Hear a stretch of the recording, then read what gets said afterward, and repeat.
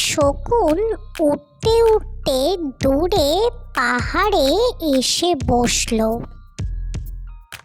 অনেক দিন থেকেই ঠিক করে শিকার করা হয়নি। আজ শিকারের সন্ধান পেতেই হবে, নইলে যে আমার খিদে মিটবে না। দূর দিয়ে এক খরগোশ এদিক ওদিক শুধু দৌড়ে বেড়াচ্ছিল। খরগোশটি শকুনের চোখে পড়ে যায়। বাহ, এই তো শিকারের কথা ভাবছিলাম আর শিকার সামনেই চলে এলো। এই খরগোশটি কত সুস্বাদুই না হবে খেতে।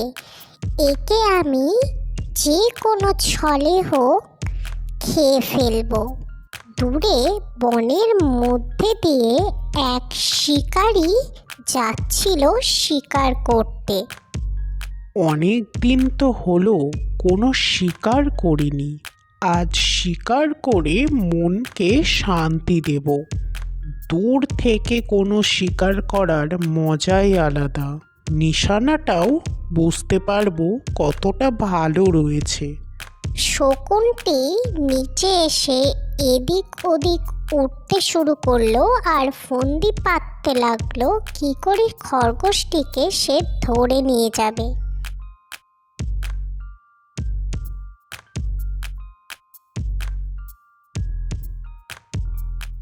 না, এই খরগোশকে ধরা অত সহজ হবে না।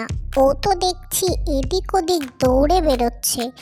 আমাকে ভালোভাবে ফন্দি এঁটেই তাকে শিকার করতে হবে।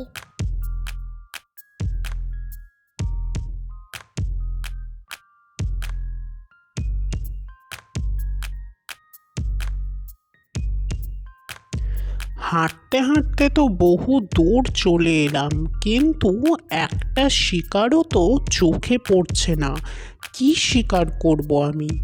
এদিক ওদিক দেখতে দেখতে শিকারীর চোখে শকুনটি পড়ে যায়। এই তো দূরে এক শকুন পাখি বসে আছে। আজ একেই আমি আমার শিকার বানাবো।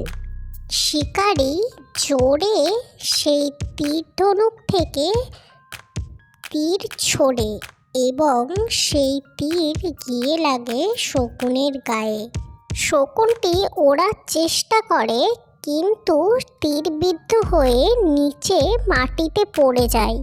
সে তাকিয়ে দেখে তীরটি তারই পালক দিয়ে তৈরি।